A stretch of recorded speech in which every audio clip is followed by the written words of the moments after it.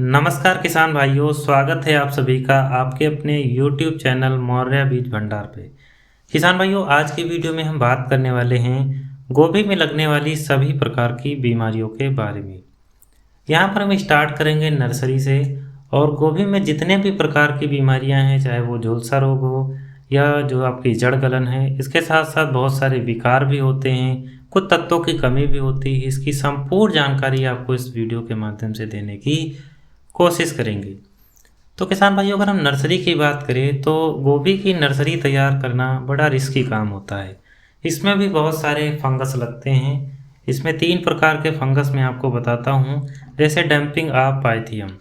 किसान भाइयों, पाइथियम में क्या होता है, इसमें जो पौधा होता है, जैसे मान लीजिए कि ये आपका रूट वाला पोर्शन है और ये आपका पौधे का स्टेम है, तो ये स्टेम से ही यहाँ पर गल जाता है और पौधा जो है वो धरातल पर गिर जाता है।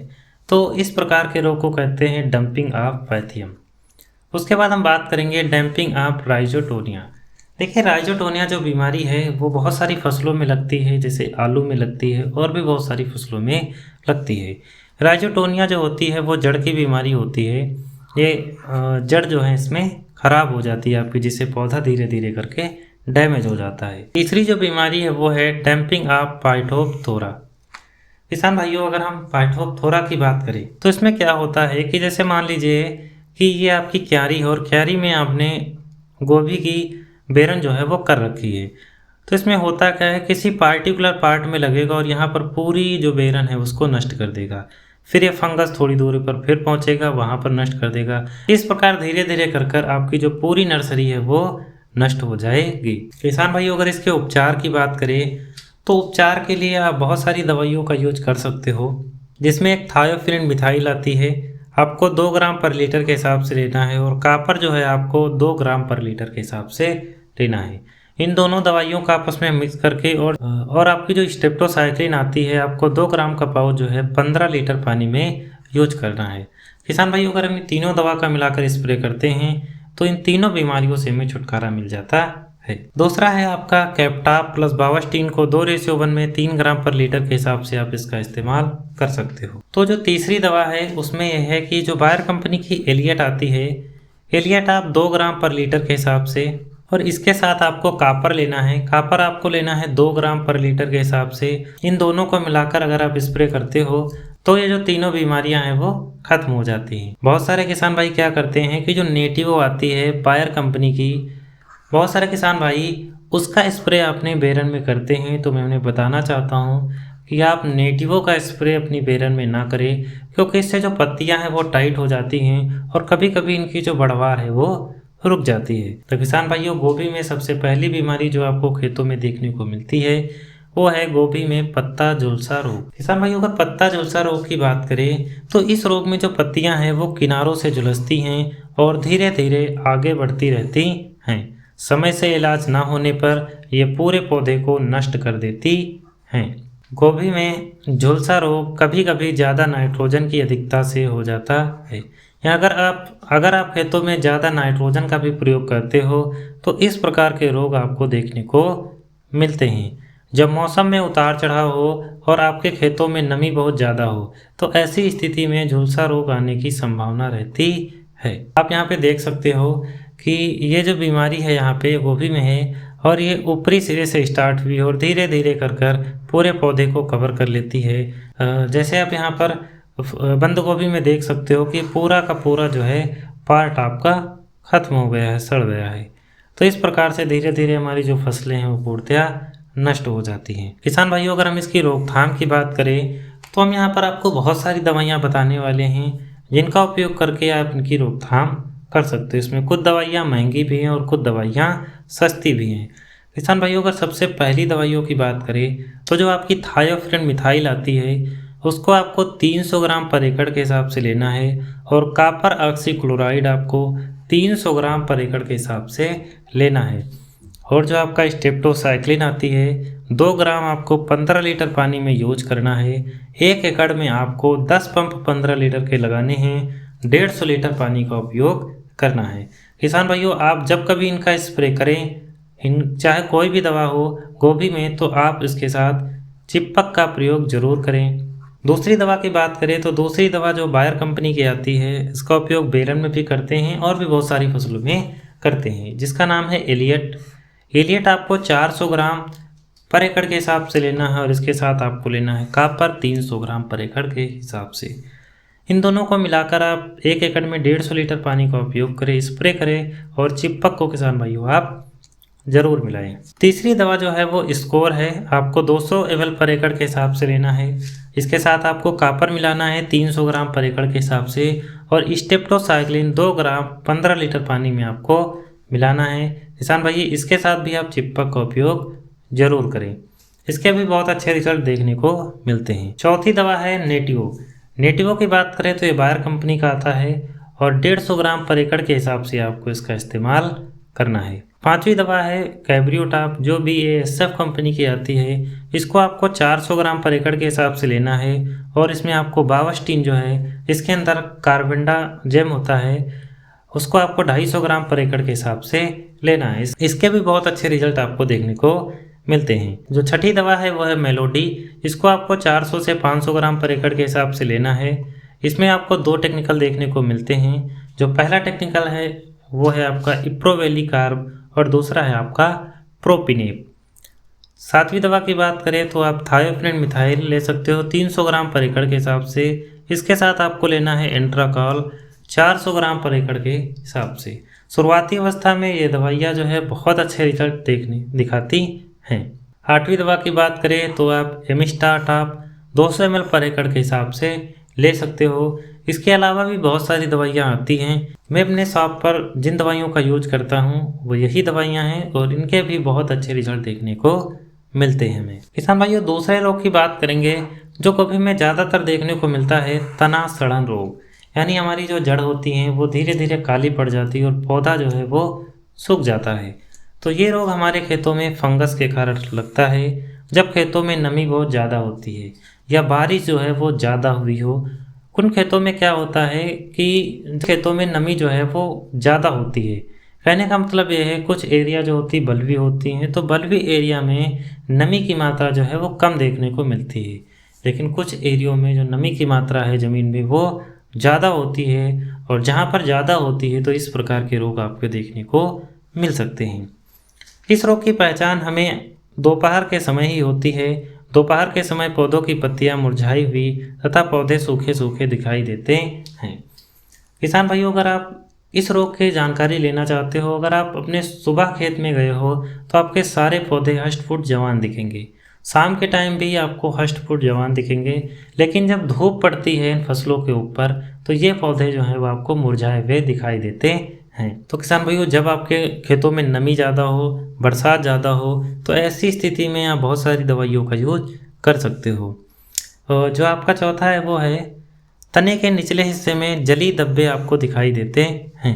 तने के थोड़ा सा निचले आप हिस्से जाओगे तो आपको जली धब्बे या भूरे काले कलर के आपको देखने को मिलते हैं। किसान भाइयों, अगर इसकी रोकथाम की बात करें, किसान भाइयों, गोभी में जो तना रोग होता है वो कभी कभी बेरन की कमी से भी होता है। कहने का मतलब यह है कि आपकी जो गोभी की बेरन है उसमें होता यह है कभी कभी जड़ें डैमेज होती हैं और किसान भाई उन पौधों की रोपाई कर देते हैं। तो जब वो पौधे थोड़ा सा बड़े होते हैं और वो बीमारियां जो है वो धीरे धीरे ज़्यादा एक्टिव हो जाती हैं, तो इस प्रकार जो है आपके खेतों में तना सड़न रोग लग सकता है। तो जब भी किसान भाई आप खेतों में रोपाई करो तो अच्छे और स्वस्थ पौधों का ही इस्तेमाल करें। तो जब आप पौधे की रोपाई करो उस समय पौधे को शोधित जरूर करो, आप उनकी जड़ों को जरूर शोधित करो। शोधित आप कार्बेंडाजिम से कर सकते हो। उसके बाद हम बात करेंगे इसकी रोकथाम की। तो इसकी रोकथाम जो है आप बहुत सारे तरीके से कर सकते हो। अगर फसल शुरुआती अवस्था में है तो आप ड्रिंचिंग के माध्यम से बावस्टीन 500 से 600 ग्राम पर एकड़ प्लस थायोमेथाक्सम 100 ग्राम पर एकड़ के हिसाब से कर सकते हो। प्रति पौधे की बात करें तो एक पौधों में आपके ड्रिंचिंग के माध्यम से कम 50 ml के करीब पानी डालना चाहिए। किसान भाइयों, ये पानी जो है अपने पूरे एरिया में फैल जाएगा। अगर आप एक पौधे में 50 ml पानी का यूज करते हो तो आपको बहुत अच्छे रिजल्ट देखने को मिलते हैं। खेत तैयार करते समय ट्राइकोडर्मा स्यूडोमोनास 2 से 3 किलोग्राम पर एकड़ के हिसाब से आपको प्रयोग करना चाहिए। बरसात होने से पहले अगर आपको लगता है कि हमारे खेतों में नमी की मात्रा पानी बरसने से ज़्यादा हो जाती है, तो आप पानी बरसने से पहले या बरसात होने के बाद आप जो सल्फ़र है उसको 3 किलोग्राम पर एकड़ के हिसाब से, कार्बेंडाजिम 1 किलोग्राम पर एकड़ के हिसाब से और ह्यूमिक एसिड 1 से 2 किलोग्राम पर एकड़ के हिसाब से खेतों में आपको बुराव कर देना चाहिए। किसान भाइयों, यहाँ पर अगर आपकी गोभी की फसल थोड़ा सा बड़ी हो गई है तो आप बेंटोनाइट सल्फ़र का यूज कीजिए। उससे जो है आपके पौधों में सल्फ़र जो है वो पत्तियों पर नहीं चिपकेगा। इसके साथ साथ आप ऊपर से भी कुछ दवाइयों का स्प्रे कर सकते हो, जैसे स्कोर है 200 ग्राम पर एकड़ के हिसाब से। इसके साथ आप कापर 300 ग्राम पर एकड़ के हिसाब से और स्टेप्टोसाइक्लिन 2 ग्राम 15 लीटर वाटर में आप इनका स्प्रे करें। किसान भाइयों, आप चिपक जरूर मिलाएं। नेटिवो का स्प्रे कर सकते हो 150 ग्राम पर एकड़ के हिसाब से। अमिस्टार टॉप जो सिंजेंटा कंपनी का आता है 200 ml पर एकड़ के हिसाब से आप इसका भी स्प्रे कर सकते हो। इन दवाइयों के काफ़ी ज़्यादा रिजल्ट देखने को मिलते हैं। उसके बाद हम बात करेंगे गोभी में होने वाले शारीरिक विकार। गोभी में बहुत सारे शारीरिक विकार होते हैं। ज़्यादातर विकार आपको अपने खेतों में देखने को मिल जाएंगे। सबसे पहला जो विकार होता है वो होता है रिसीनेस, दूसरा फजीनेस, तीसरा ब्रेक्टिएशन और चौथा है आपका बटनिंग और जो पांचवा है वो है हॉलो स्टेम।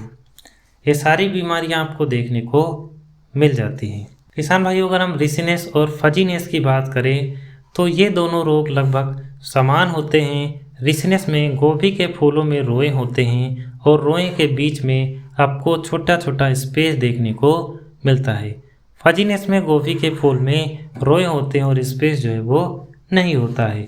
फूल गोभी के उत्पादन के लिए ठंडा तापमान और नम वातावरण सबसे अनुकूल माना जाता है, लेकिन जब तापमान ज़्यादा हो जाता है तो इस प्रकार की समस्याएं देखने को मिलती हैं। उच्च आर्द्रता और नाइट्रोजन का स्तर भी इन स्थितियों के विकास में योगदान कर सकता है। फूल बनने के दौरान गर्म मौसम से बचने के लिए सही समय पर किस्में लगाना इन दोनों परिस्थितियों को प्रतिबंधित करने का सबसे अच्छा तरीका है।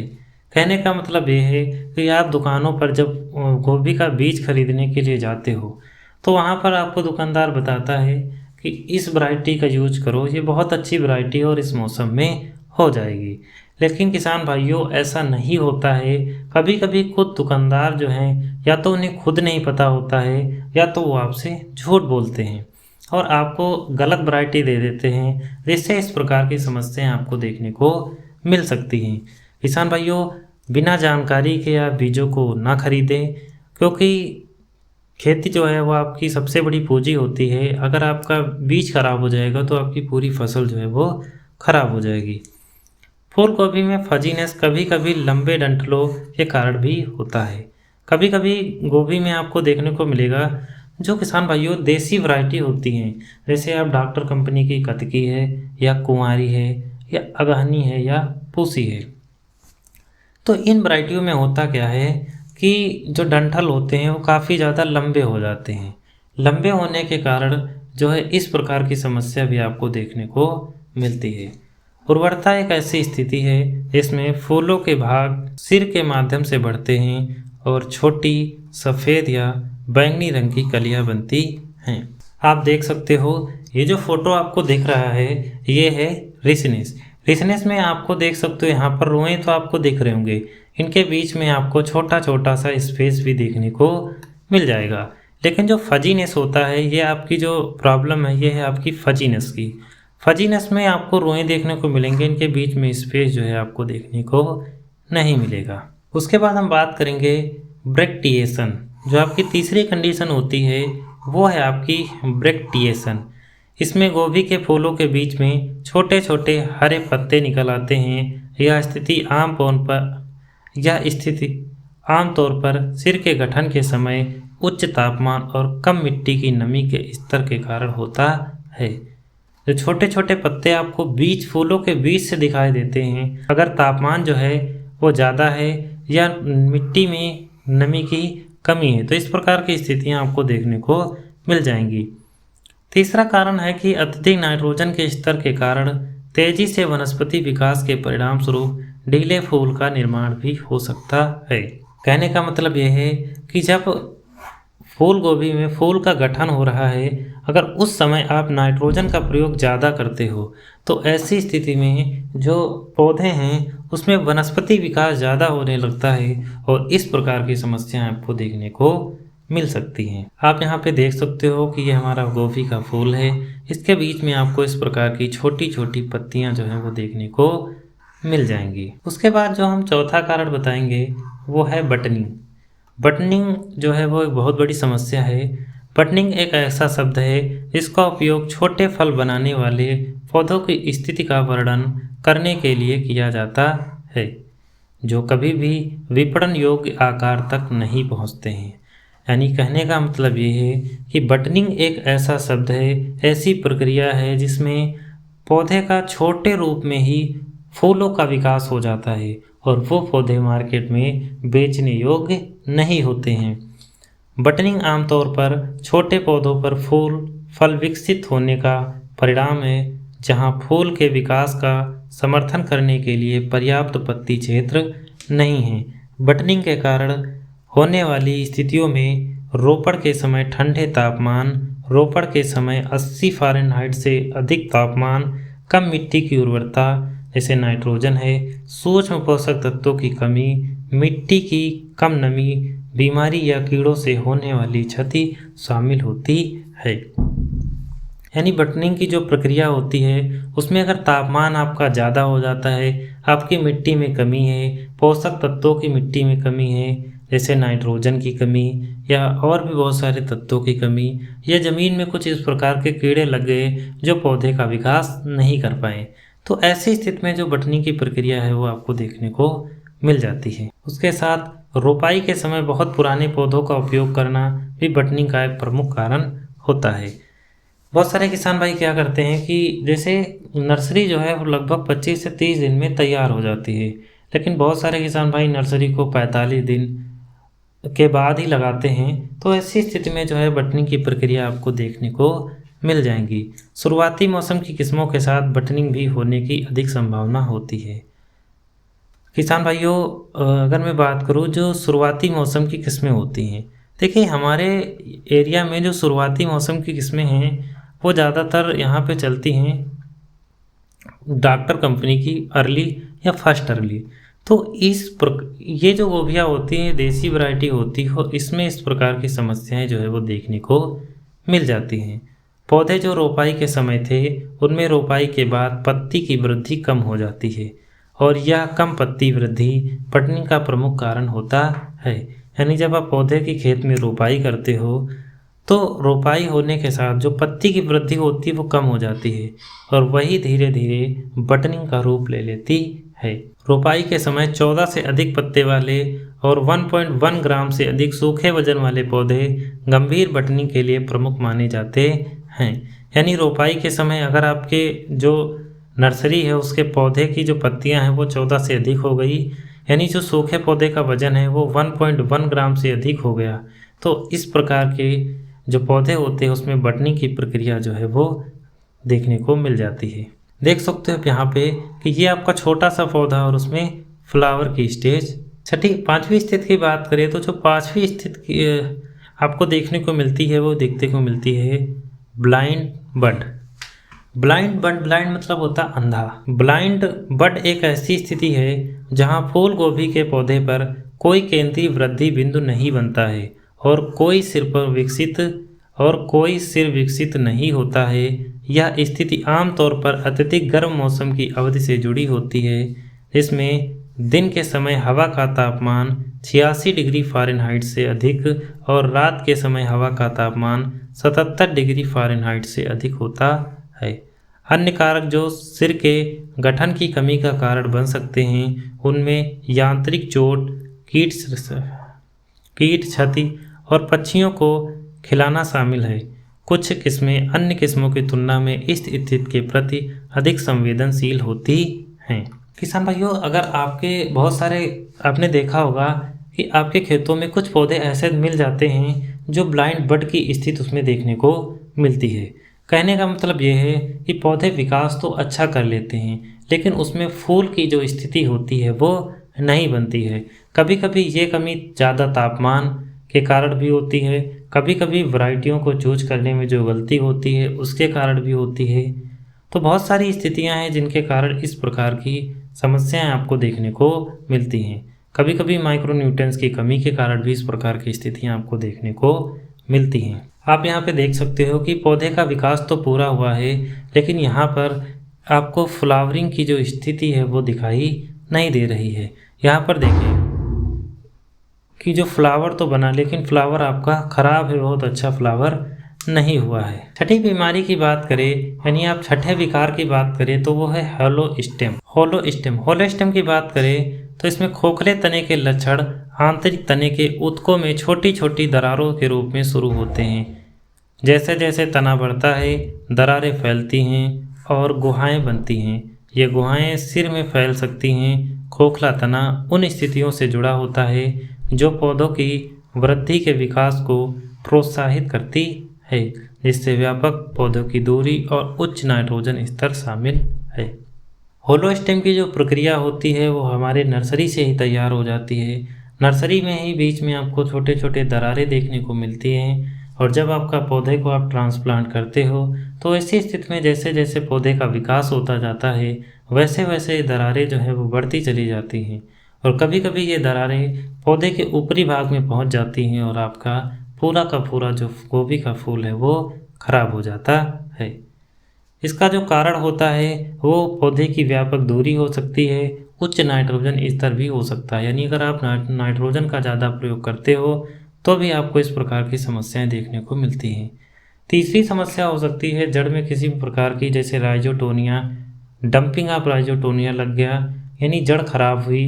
जड़ खराब होने से पौधा जो है आपका माइक्रोन्यूट्रिएंट्स अच्छे से नहीं उठा पाता है। तो इस प्रकार की स्थितियां भी कभी कभी आपकी हो जाती हैं।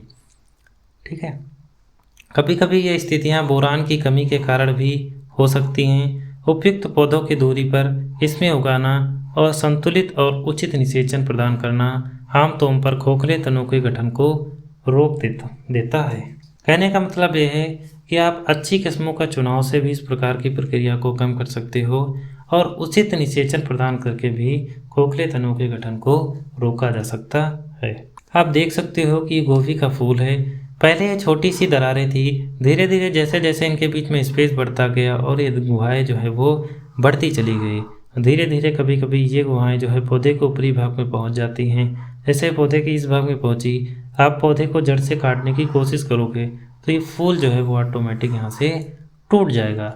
किसान भाइयों, इस प्रकार की बीमारियां जो है आपको खेतों में देखने को मिल जाएंगी। ज़्यादातर ये बीमारियां जो है वो ठंडी के मौसम वाली गोभी में आपको देखने को मिलती हैं, क्योंकि उस समय नमी की मात्रा ज़्यादा होती है।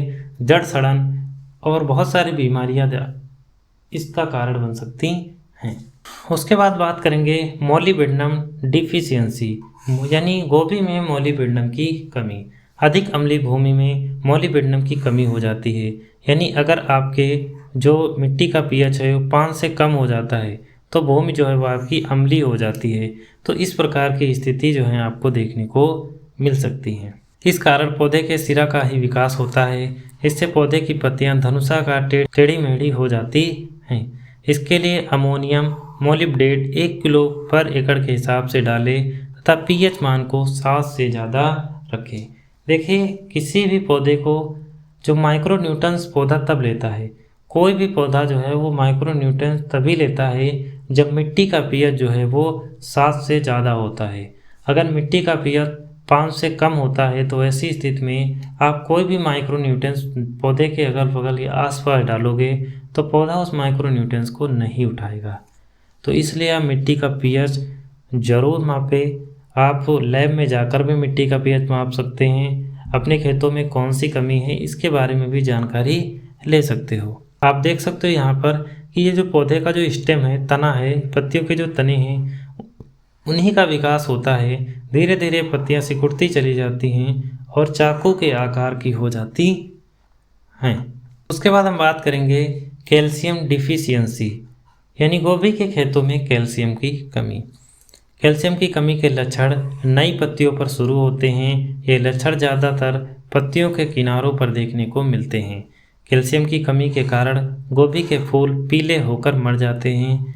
मिट्टी में अमोनियम, पोटेशियम, मैग्नीशियम या सोडियम की उच्च सामग्री और पानी की कमी या अधिकता कैल्शियम की कमी को प्रेरित करते हैं। यानी अगर आपके खेतों में अमोनियम, पोटेशियम, मैग्नीशियम, सोडियम कभी कभी इनकी उच्च सामग्री हो जाएगी या कभी कभी इनकी अधिकता हो जाएगी तो ये कैल्शियम की कमी को हमें प्रेरित करते हैं। अमोनियम की कमी को आप पहचान सकते हो, आप डीएपी का प्रयोग करके इसकी कमी को दूर कर सकते हो। पोटेशियम पौधे के लिए बहुत ज़रूरी होता है और भूमि के लिए भी बहुत ज़रूरी होता है। मैग्नीशियम को तो आप जानते हो, मैग्नीशियम भी पौधों के लिए और भूमि के लिए बहुत ज़रूरी होता है। मैग्नीशियम पौधों को हरा भरा बनाने का भी कार्य करता है। सोडियम तो आप सभी लोग जानते होंगे। इसके अगर कैल्शियम की कमी को दूर करने के लिए आप कैल्शियम जो है वो 10 किलोग्राम पर एकड़ के हिसाब से ले सकते हो। अगर आप स्प्रे करना चाहते हो तो 2 से 3 ml पर लीटर के हिसाब से आप जो है इसका स्प्रे कर सकते हो। आप यहाँ पे देख सकते हो कि जो कैल्शियम की कमी होती है पौधे में किस प्रकार की होती है। ये साइडों से शुरू होते हैं, पत्तियों जो है इस प्रकार से मुड़ना प्रारंभ हो जाती हैं और धीरे धीरे आपको सफ़ेद सफ़ेद से धब्बे भी दिखाई देते हैं। कभी कभी किसान भाई क्या करते हैं कि खेतों में कैल्शियम की कमी नहीं होती और ज़्यादातर वो कैल्शियम का प्रयोग कर देते हैं, तभी हमारी फसलों के लिए काफ़ी ज़्यादा नुकसानदायक होता है। तो सबसे पहले आप उस चीज़ को समझें या आपको उस चीज़ के बारे में नॉलेज हो कि कैल्शियम हमें कब देना चाहिए और कितने समय पर देना चाहिए। तो इसके बारे में भी हम एक संपूर्ण वीडियो आपको बनाने की कोशिश करेंगे। किसान भाइयों, एक और वीडियो आएगी जिसमें हम गोभी की नर्सरी कैसे तैयार करते हैं, किस प्रकार से आप नर्सरी की बुआई कर सकते हो, कौन से मौसम में कौन सी गोभी की वैरायटी आप चूज कर सकते हो, और भी बहुत सारी महत्वपूर्ण जानकारियाँ आपको वीडियो में देने की कोशिश करेंगे। किसान भाइयों, अगर वीडियो पसंद आई हो तो लाइक, कमेंट, शेयर और सब्सक्राइब जरूर करना।